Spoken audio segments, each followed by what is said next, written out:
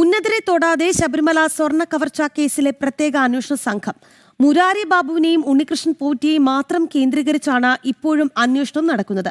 നിലവിലത്തെയും മുൻപത്തെയും ദേവസ്വം പ്രസിഡന്റുമാർ ഉൾപ്പെടെ സംശയ നിഴലിൽ നിൽക്കുമ്പോഴും അന്വേഷണ സംഘം മന്ദഗതിയിൽ പോകുന്നതിനെതിരെ ആക്ഷേപം ശക്തമാണ് എന്നുള്ളതാണ്. നമുക്കറിയാം, ശബരിമല സ്വർണ്ണ കവർച്ച കേസിൽ രണ്ടാം പ്രതി മുരാരി ബാബുവിന്റെ കസ്റ്റഡി കാലാവധി ഇന്ന് അവസാനിക്കുക കൂടിയാണ്. ഇന്ന് ഉച്ചയോടുകൂടി അദ്ദേഹത്തെ റാന്നി മജിസ്ട്രേറ്റ് കോടതിയിൽ ഹാജരാക്കുന്നുമുണ്ട്. 4 ദിവസം നീണ്ട ചോദ്യം ചെയ്യലിനിടെ 2019 ദേവസ്വം ബോർഡ് ഭാരവാഹികളുമായി ബന്ധപ്പെട്ട വിവരങ്ങൾ മുരാരി ബാബു നൽകിയതായി സൂചനകൾ ഉണ്ട് താനും. എന്തായാലും ഇതിനിടയിലാണ് ഉന്നതരെ സംരക്ഷിച്ചുകൊണ്ട് ഈ അന്വേഷണം മുരാരി ബാബുവിലേക്കും ഉണ്ണികൃഷ്ണൻ പോറ്റിയിലേക്കും മാത്രമായി ചുരുക്കുന്നു എന്നുള്ള വിവരം ലഭിക്കുന്നത്. ദിസ്ന സുരേഷിലേക്ക് പോകാം. ദിസ്ന, ഇപ്പോഴും ഈ അന്വേഷണം മുരാരി ബാബുവിനെയും ഉണ്ണികൃഷ്ണൻ പോറ്റിയെയും ചുറ്റിപ്പറ്റി മാത്രം നടക്കുന്നു എന്നുള്ളതാണ്. എന്തുകൊണ്ടാണ് ഈ ഉന്നതരെ തൊടാൻ ഇവർ ഇത്ര ഭയക്കുന്നത്?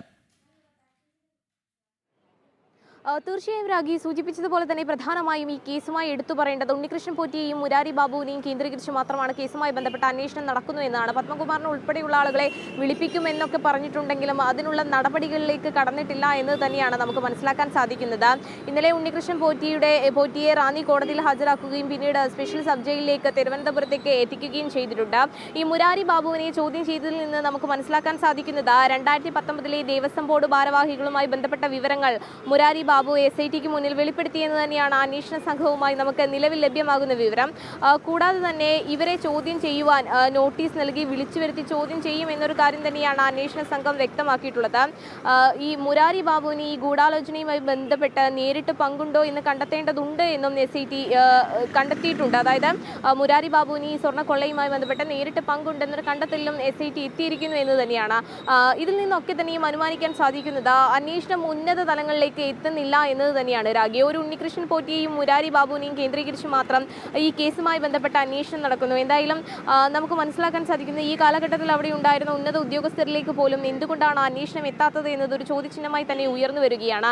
ആദ്യഘട്ടത്തിൽ പത്മകുമാറിന്റെ ദേവസ്വം ബോർഡിലെ പ്രസിഡന്റ് പത്മകുമാറിന്റെ ഉൾപ്പെടെയുള്ള പേരുകൾ ഉയർന്നു വന്നെങ്കിലും ഇപ്പോൾ അത്തരത്തിലുള്ള പേരുകളൊന്നും തന്നെ ഉയർന്നു വരുന്നില്ല എന്നത് തന്നെയാണ് ഏറ്റവും എടുത്തു പറയേണ്ടത്. എന്തായാലും നമുക്കറിയാം, ഈ PM ശ്രീയുമായി ബന്ധപ്പെട്ടുള്ള വിഷയങ്ങൾ മുൻനിർത്തിക്കൊണ്ട് ഈ സ്വർണ്ണ കവർച്ചയുമായി ബന്ധപ്പെട്ട കേസുകൾ അടിച്ചമർത്താനുള്ള ശ്രമമൊക്കെ തന്നെയും സംസ്ഥാന സർക്കാരിന്റെ ഭാഗത്തു നിന്ന് നമ്മൾ കണ്ടതാണ്. CPMന്റെയും CPIയുടെയും തർക്കം അവർ മുൻനിർത്തിക്കൊണ്ട് അത് SFIയിലേക്കും അവരുടെ യുവജന സംഘടനകളിലേക്കും അത് വ്യാപിപ്പിച്ചുകൊണ്ട് ആളുകളുടെ ഇടയിൽ നിന്നും ഈ സ്വർണ്ണ കവർച്ച എന്നൊരു വിഷയം മാറ്റുവാനുള്ള, അല്ലെങ്കിൽ ഇതുമായി ബന്ധപ്പെട്ടുള്ള ശ്രദ്ധ മാറ്റുവാനുള്ള ശ്രമങ്ങളൊക്കെ തന്നെയും സംസ്ഥാന സർക്കാരിന്റെ ഭാഗത്തു നിന്നുണ്ടായിരുന്നു. അതോടൊപ്പം തന്നെയാണ് ഇപ്പോൾ അന്വേഷണവും ഇഴഞ്ഞു നീങ്ങുന്നത് എന്ന് തന്നെയാണ് മനസ്സിലാക്കാൻ സാധിക്കുന്നത്.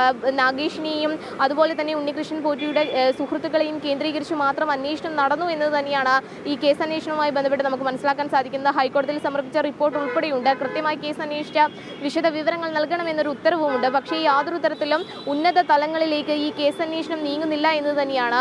അതായത് ഉണ്ണികൃഷ്ണൻ പോറ്റിയെയും മുരാരി ബാബുവിനെയും കേന്ദ്രീകരിച്ചുകൊണ്ട് അവരുടെ സുഹൃത്തുക്കളെ മാത്രം കേന്ദ്രീകരിച്ചുകൊണ്ടുള്ള ഒരു അന്വേഷണമാണ് നടക്കുന്നത്. എന്തായാലും മുരാരി ബാബുവിനെ ക്രൈംബ്രാഞ്ച് ഓഫീസിൽ നിന്ന് ഉടനടി റാന്നി കോടതിയിലേക്ക് കൊണ്ടുപോകുമെന്ന് തന്നെയാണ് നമുക്ക് മനസ്സിലാക്കാൻ സാധിക്കുന്നത്. ഇവരെ ഒരുമിച്ചിരുത്തി ചോദ്യം ചെയ്തിട്ടുണ്ട്. പക്ഷേ ഒരുമിച്ചിരുത്തി ചോദ്യം ചെയ്തതിൽ നിന്ന് തന്നെ കൂടുതൽ വിവരങ്ങൾ SITക്ക് ലഭ്യമായിട്ടുണ്ടെങ്കിലും ഉന്നത തലങ്ങളിലേക്ക് ഈ ഉന്നത തലത്തിൽപ്പെട്ട ആളുകൾക്ക് നോട്ടീസ് നൽകുവാനോ അവരെ വിളിപ്പിച്ച് ചോദ്യം ചെയ്യുവാനുള്ള ഒരു നടപടിയിലേക്ക് ഈ അന്വേഷണ സംഘം കടന്നിട്ടില്ല രാഗി.